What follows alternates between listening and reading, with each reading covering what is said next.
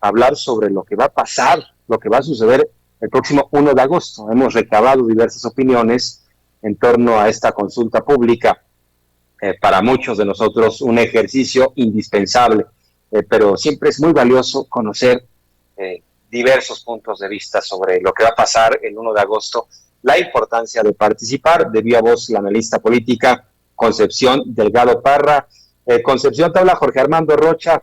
Estimada, muchas gracias por tomar esta comunicación. Y bueno, pues de entrada, la pregunta básica es, ¿por qué participar en la consulta del 1 de agosto, en esta consulta pública? Hola, Jorge Armando, pues mucho gusto de estar nuevamente aquí en tu programa y por supuesto con tu audiencia.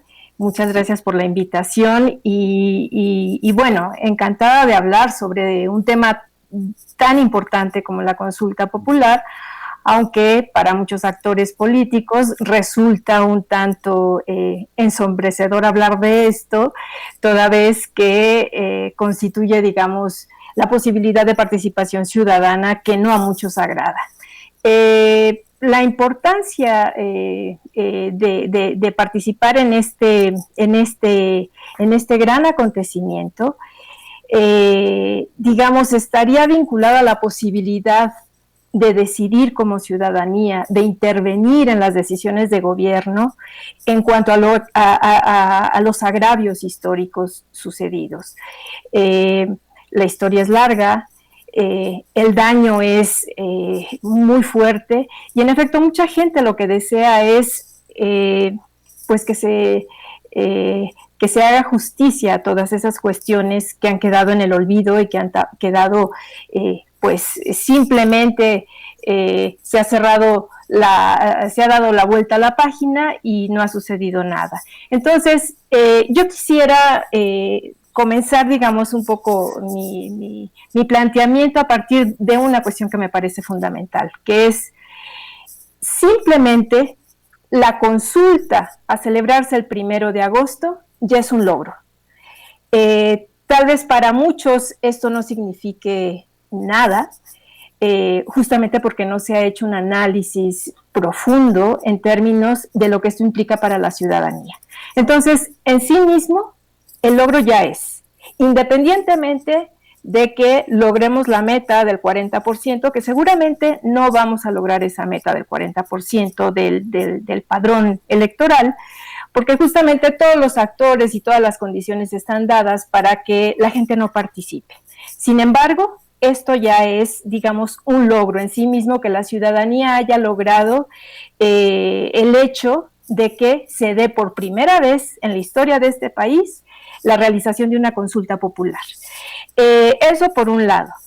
Por otra parte, yo diría que yo separaría nuevamente, como casi siempre hago con los análisis que propongo, que es, son diferentes registros los que se están discutiendo en el espacio público y en el espacio mediático.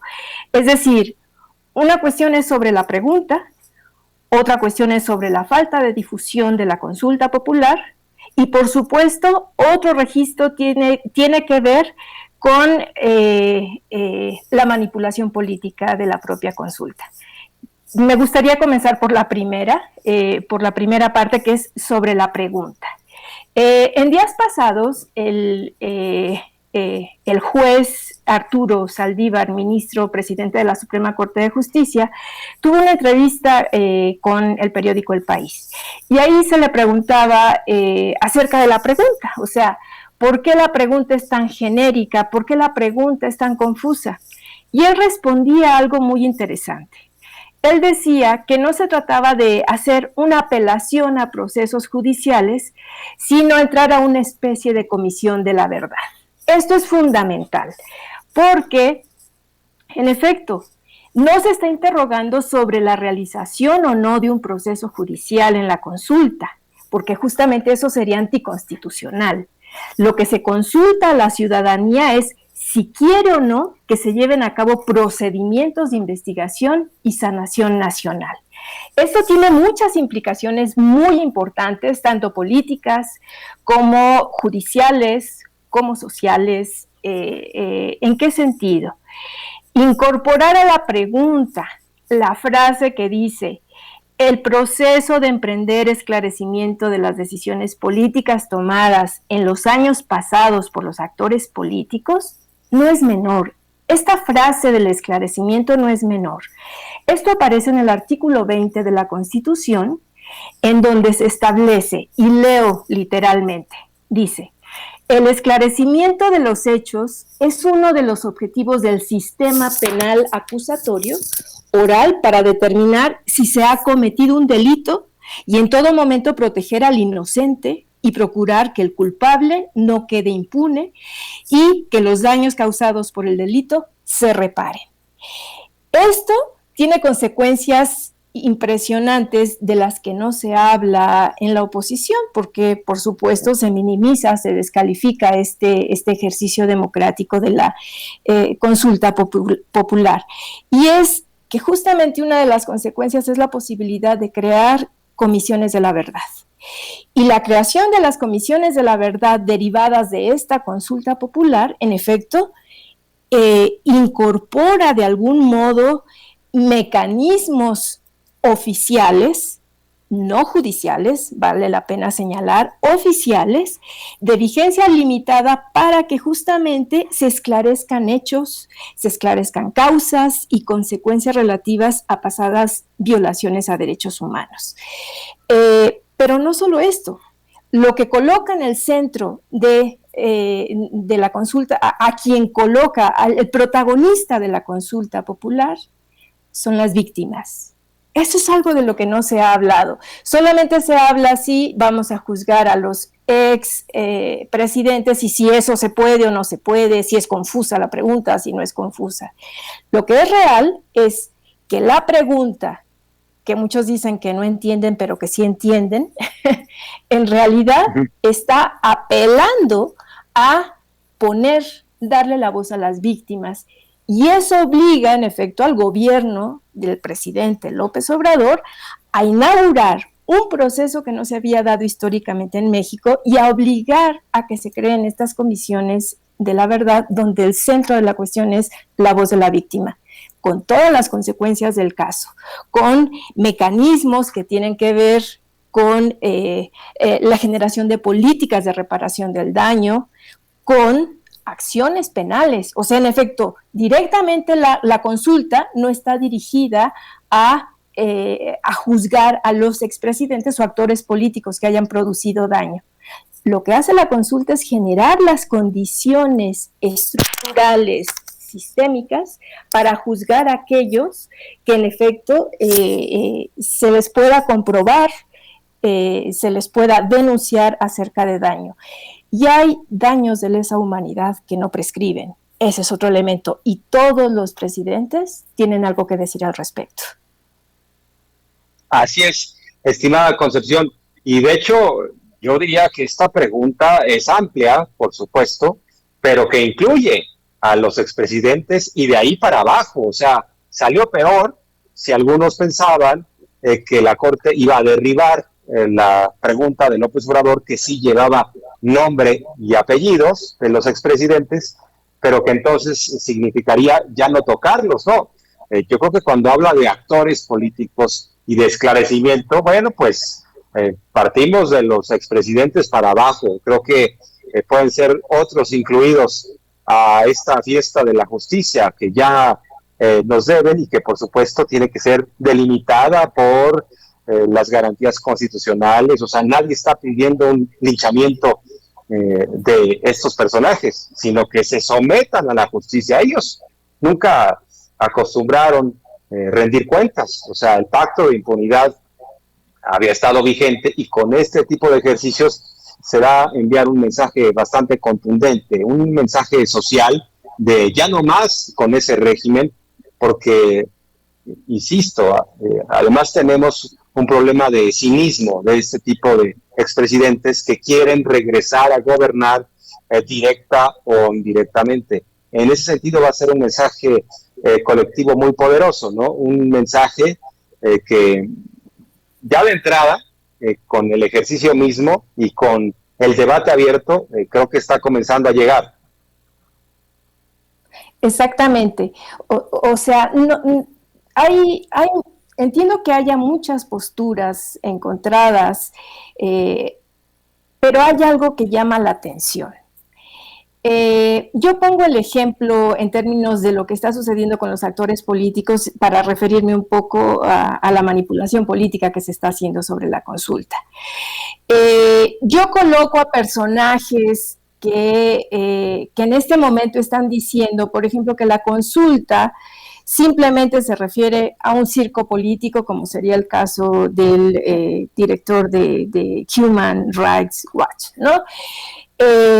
Es terrible imaginar que un proceso democrático, que una figura que está dirigida a acrecentar, a refrescar a la democracia representativa, sea juzgada por este tipo de personajes como si se tratara de un circo político. Es como si ahorita él se pusiera a divulgar que la gente no vote en una elección, que no haya votado en la elección del 6 de junio pasado, porque eso significa un circo político. Es así de grave la gente que está descalificando la consulta popular, porque además se trata de un ejercicio ciudadano. Hay que recordar que si bien el presidente hizo la solicitud de esta consulta a la Cámara de Diputados, no hay que olvidar que los ciudadanos también impulsaron esta consulta popular y que en efecto reunieron en muy poquito tiempo y en condiciones de pandemia más de 2 millones de firmas que no podría reunir ningún posible partido político para crearse, como se ha demostrado en tiempos anteriores. Entonces, me parece que descalificar la consulta popular como un elemento sin sentido, inútil, me parece muy grave por parte de estos actores políticos que lo están impulsando, ¿no? Que The Economist lo haga también, bueno, eso muestra de alguna manera que hay ciertos sectores de poder o que los sectores de poder están en contra de estas formas de manifestación ciudadana porque evidentemente lastiman sus intereses particulares. Entonces, en ese sentido, me parece que la consulta popular va más allá de lo que ellos intentan decir y convencer a través de los medios en términos de que no tiene ninguna importancia. Y hay un elemento que también me parece fundamental, que es el costo de la consulta. Es ridículo que se hable de esto. Como dice Violeta Rojas, de manera muy acertada, todo derecho, garantizar todo derecho cuesta, solamente que el gasto es en beneficio del bien público. Entonces, en efecto, cuando se gasta recursos del erario público para proteger la salud, para proteger la educación, para asegurar la participación política, es una inversión democrática. Entonces, también tendríamos mucho que decir al respecto, pero son como formas de ir descalificando el trabajo que hemos hecho como sociedad civil, como colectivos de la sociedad civil, porque además aquí hay que señalar también una cosa más, que es que los partidos políticos quedan al margen de esto, ellos no pueden intervenir en términos de divulgar, de difundir, de promover este ejercicio ciudadano. Entonces, hay como muchos actores políticos que se sienten o desplazados o aludidos, y entonces, claro, las respuestas son de distinta índole. Así es, estimada Concepción, porque también lo del costo, ¿en relación a qué? O sea, ¿qué tan caro es este ejercicio de 500 millones de pesos frente al saqueo que realizaron? Es nada, o frente a lo que costó el proceso electoral y la organización de la elección en este año, 20,000 millones de pesos, o frente a lo que ha gastado la burocracia electoral, incluyendo las comilonas de Lorenzo Córdoba, que por cierto ha tenido un papel vergonzoso, ¿no? Este consejero presidente del INE, porque dice, el INE no está para interpretar la pregunta, pero no trata de los expresidentes, o sea, la interpreta, O sea, el INE está para organizar las elecciones y en este caso las consultas públicas, no para interpretar ni para andar exonerando de forma anticipada a los expresidentes. Y bueno, pues también en la exposición inicial que dabas, queda claro que se tuvo que ampliar la pregunta, y así lo expuso el propio ministro presidente de la Corte, para no violar el debido proceso, para que no dijeran, no dejarles una puerta abierta a estos expresidentes y dijeran, lo que pasa es que nos juzgaron a priori, violaron nuestro debido proceso. Y en lo que hace a este otro punto que comentabas, lo de Human Rights Watch, que también ha descalificado la consulta, yo no sé, esta ONG, entonces, ¿qué derechos humanos protege? ¿Cuáles son los que vigila? Porque la consulta está garantizada en el artículo 35 de nuestra Constitución y es un derecho que tenemos los ciudadanos. Entonces, decir que es un circo político es un contrasentido. Mejor también que nos expliquen qué derechos humanos sí les gustan a este tipo de organizaciones, ¿no, Concepción? Exactamente. O sea, lo que se pone en evidencia en esta situación es, a partir de estas posturas, no es un problema de ignorancia de estos actores políticos. Lo que en realidad está en juego es el cuestionamiento del papel acerca de lo que han hecho ellos a lo largo de la historia. ¿Cuál es la postura que han tomado frente a las víctimas? Porque además podemos hablar de víctimas en efecto de manera específica, Ayotzinapa y una larga lista, pero todos y cada una en este país hemos sido víctimas de alguna manera de estos regímenes que se han ensañado en expoliar a este país, que se han ensañado en generar mecanismos de pobreza radicales, de desigualdad, de injusticia. Y justamente lo que se pone en juego en la consulta es destapar esta cloaca. Por supuesto, es el punto de partida. No, tampoco nos creamos que con esto ya vamos a tener resuelto todo, pero es el punto de partida para empezar a generar mecanismos que inauguran una forma democrática distinta, donde la ciudadanía somos el protagonista fundamental. A mí me parece que esto es muy importante. De lo que se trata es de empezar a desmontar un sistema que ha estado atravesado por la impunidad, la injusticia, la desigualdad.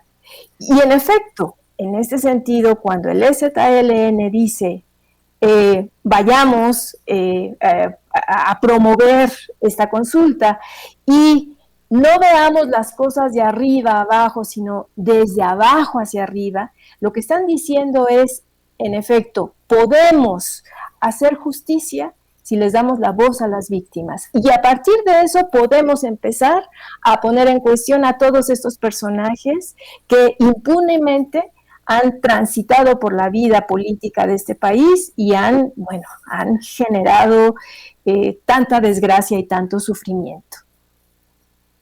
Así es, estimada. Bueno, pues a participar el próximo domingo 1 de agosto. Muchas gracias por tu intervención.